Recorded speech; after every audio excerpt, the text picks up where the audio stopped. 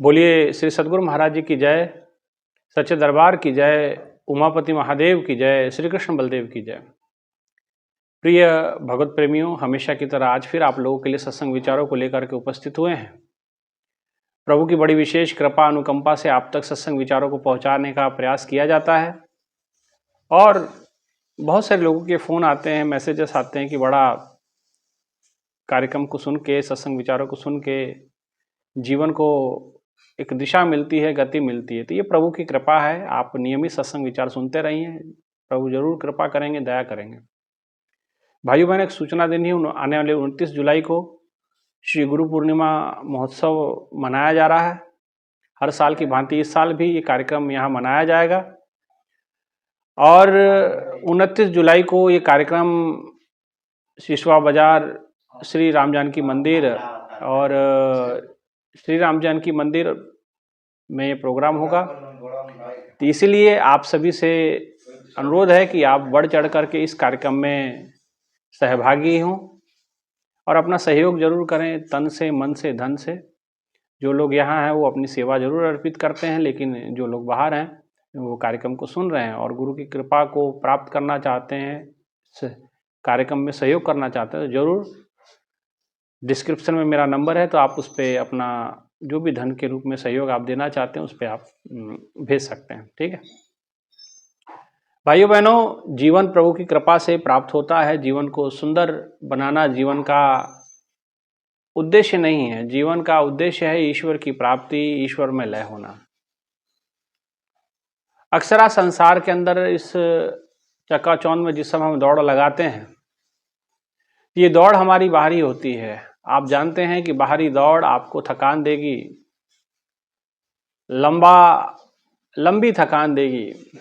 इसीलिए इस बाहरी दौड़ चकाचौंध दुनिया में सिवाय थकावट के आपको कुछ नहीं मिलता। यतन आप सुख के करते हैं, लेकिन आपको हमेशा दुख प्राप्त होता है। यतन सब सुख के किए, दुख का किया ना कोई। तुलसी आश्चर्य है, अधिक अधिक दुख होए। तुलसी साहब जी कहते हैं कि ये बड़े आश्चर्य की बात है कि अधिक दुख प्राप्त होता है। यतन सारे सुख का करता है इंसान, लेकिन मिलता अंत में दुख है ना। तो इसीलिए इसमें दो चीजें हैं। एक बात जो समझने वाली बात है, सुख और सुविधा। सुख अंतर जगत का विषय है, आंतरिक मन की स्थिति है, और सुविधा ये बाहर से प्राप्त होती है। किसी का बड़ा घर है, किसी के पास गाड़ी है, किसी के पास एसी है, मोबाइल है, ये सुविधाओं के साधन हो सकते हैं।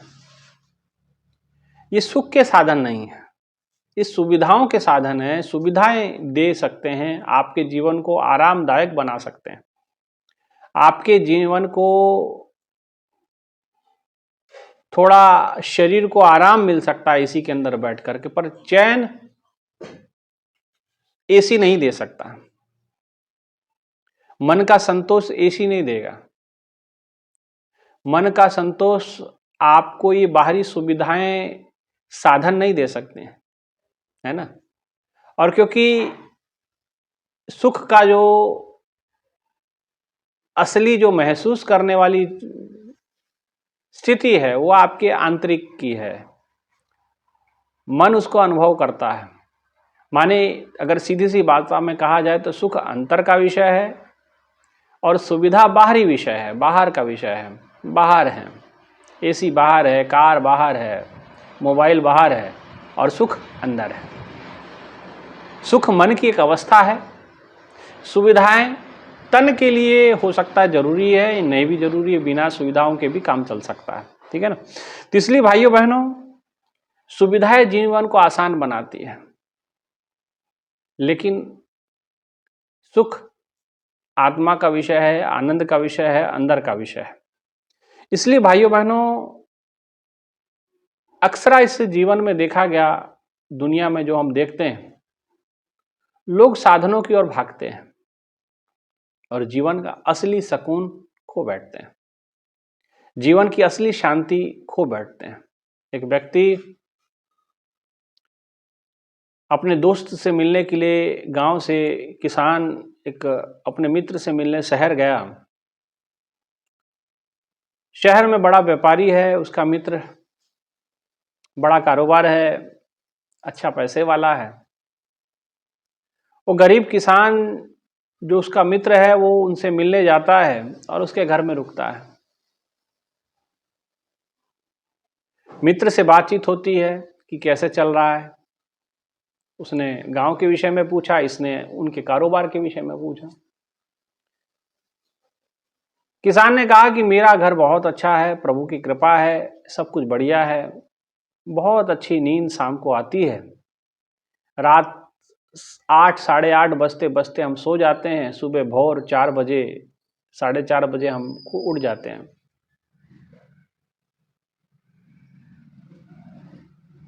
जब इतनी बात सुनी उस अमीर मित्र ने तो कहने लगा कि महाराज ये तो बहुत आपका अद्भुत है, इतनी जल्दी नींद आ जाती है आपको। यहां तो कमरे में एसी लगा हुआ है और एसी की में भी नींद हमें रात को 12 बजे के बाद आती है।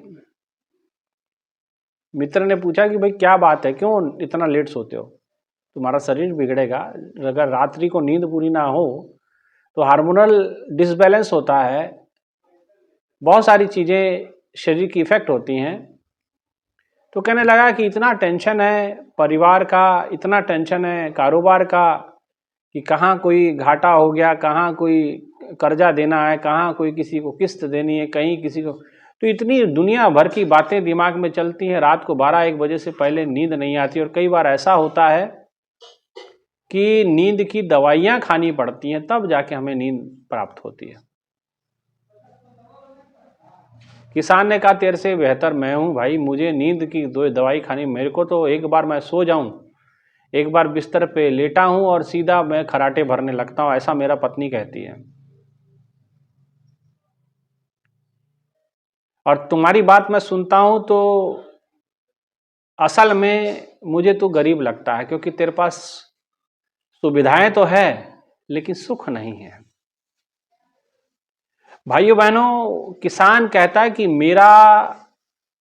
मेरे साथ सुख चलता है, मेरे पास सुविधाएं नहीं है, मेरे पास तेरे जैसी महंगी महंगी गाड़ियां नहीं है, तेरे जैसा एसी घर में नहीं लगा हुआ, मेरे पास खुली हवा है, लेकिन हो सकता है कि तुझसे ज्यादा मैं मेहनत करता हूं, तेरे जैसे शरीर को आराम नहीं, मुझे सुविधाएं नहीं है, लेकिन मुझे सुख प्राप्त है क्योंकि मेरे साथ साथ सुख चलता है।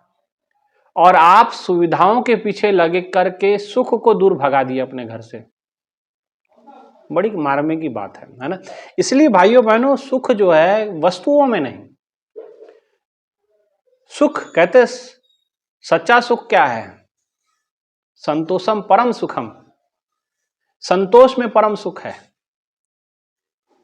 सच्चा आनंद उस संतोष में, जिन पाया संतोष धन ते नर माला माल, जिन्होंने संतोष धन प्राप्त कर लिया वो नर माला माल है। इसमें बहुत अच्छा अगर शास्त्रीय उदाहरण देखना चाहें तो भगवान शिव, भगवान श्री राम, भगवान श्री राम राजा बनने जा रहे हैं लेकिन वनवास मिल जाता है, और वनवास सारी सुविधाओं को त्याग कर वल्कल वस्त्र पहन करके चल पड़ते हैं वन की ओर, क्योंकि वो जानते हैं कि सुख साधनों में नहीं है, बड़े घर में नहीं है, सुख अंतर का विषय है। इसलिए मेरे सुख की जो डेफिनेशन है, मेरे सुख की जो परिभाषा है, वो इस महलों से नहीं जुड़ती है। बड़ा घर बन गया भाइयों बहनों आजकल, लेकिन लोग अकेलेपन का शिकार हो गए। मोबाइल की बैटरी 30% रह जाए तो चैन बेचैनी में बदल जाता है। आदमी खड़े खड़े कूदने लगता है, घूमने लगता है कि भाई मोबाइल की बैटरी डिस्चार्ज हो गई, 30% रह गई, क्या होगा क्या होगा, है ना। जैसे उसके, मेरे को लगता है ऐसा हो जाता है जैसे किसी का प्राण जैसे ऑक्सीजन कम हो जाता है ना, कोरोना काल में ऑक्सीजन कम हो गया तो प्राण निकलने वाले लोगों के, ऐसा ही कुछ ऐसा हो जाता है जैसे मोबाइल की बैटरी डिस्चार्ज होता है, आदमी की जान निकलने लगता है ना। ये हालात हो गए हैं। बड़े घर बन गए हैं, परिवार छोटे हो गए हैं, लोग अकेलेपन का शिकार हो गए हैं, डिप्रेशन में चले गए हैं। पहले लोगों के घर छोटे थे, रिश्ते मधुर थे, संबंध मधुर थे।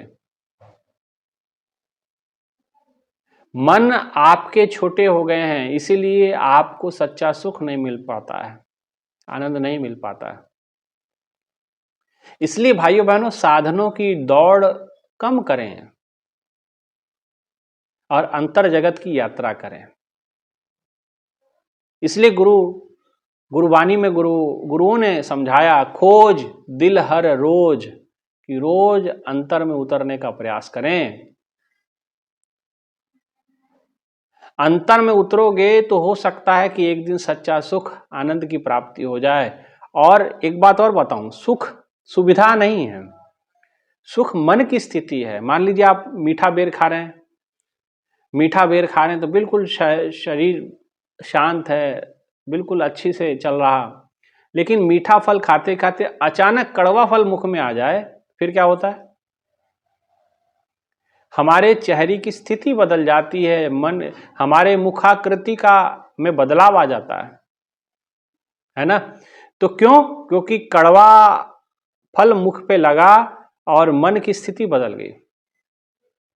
इससे सिद्ध होता है कि सुख और दुख का जो अनुभव आपका मन करता है, आपकी अवस्था है भीतर की। प्रभु श्री राम ने घर बनाए जंगल को, उन्होंने घर जंगल को बना लिया। उनको पेड़ों में, लताओं में सुख मिलता है, सुविधा मिलती है, उसी से वो प्रसन्न हो जाते हैं, पेड़ों से बात करते हैं, पशुओं से बात करते हैं प्रभु श्री राम। संतों के सानिध्य में बैठते हैं, सच्चा आनंद प्राप्त करते हैं, क्योंकि मन सुख का अनुभव करता है, संतोष का आनंद प्राप्त करता है। लेकिन जो महलों में रह करके रह गए, वो बेचारे दुखी रहे। चाहे भरत की बात कर लो, हालांकि वो बहुत अच्छे भक्त हैं, प्रभु के प्रिय हैं, लेकिन एक समझने के लिए मैं कहता हूं, कैकेयी जो सुख चाहती थी, रानी बनना चाहती थी, राजमाता बनना चाहती थी, लेकिन वो दुखी हुई। महलों में रह करके वैधत्व को उसने जीवन को, राजा दशरथ मर गए, विधवा हो गई, श्रृंगार करने से भी गई। और राम जी जो वन को चले ही गए, और कहते कि राम जब चले गए तो अयोध्या किस काम की, है ना।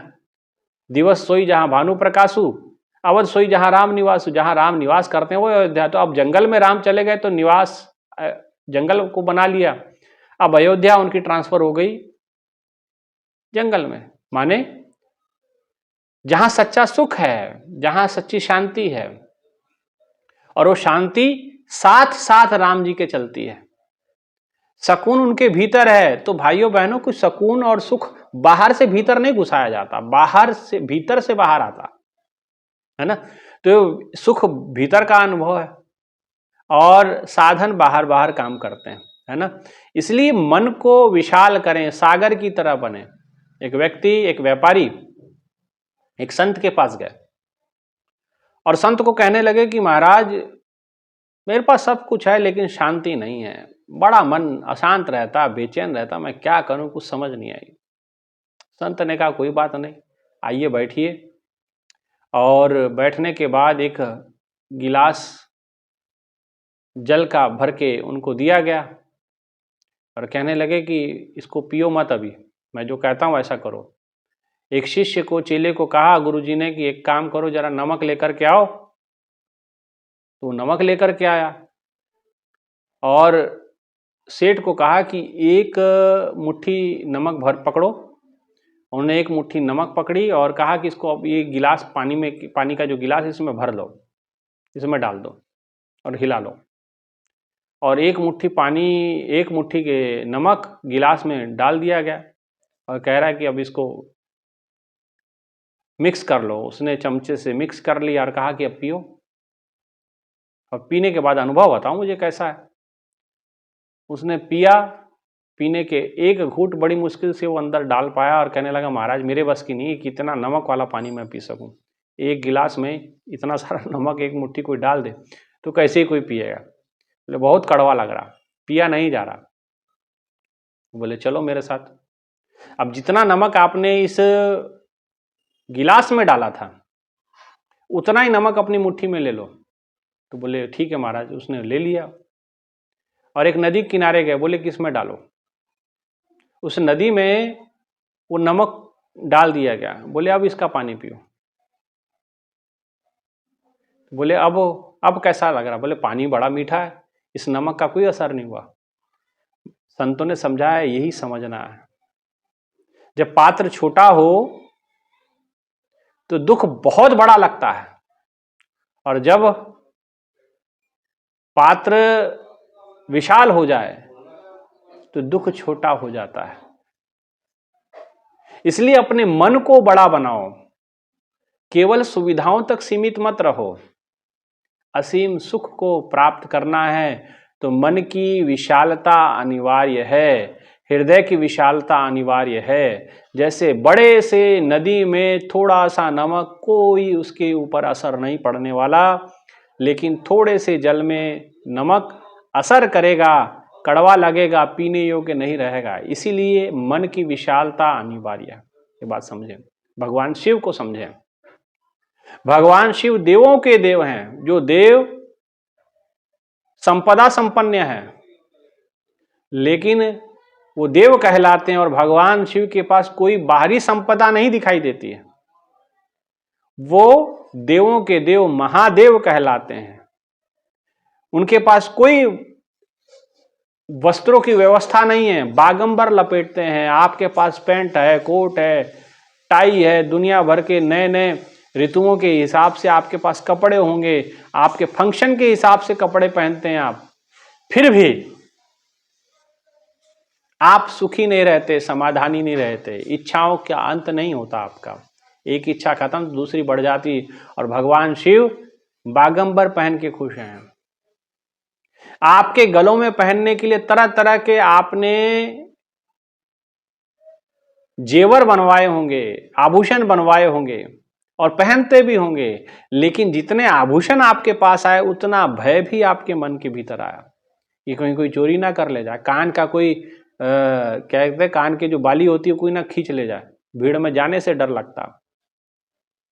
नाक में नथुनी है तो उसका चिंता रहता कि कहीं गिर ना जाए मुंह धोते समय, है ना।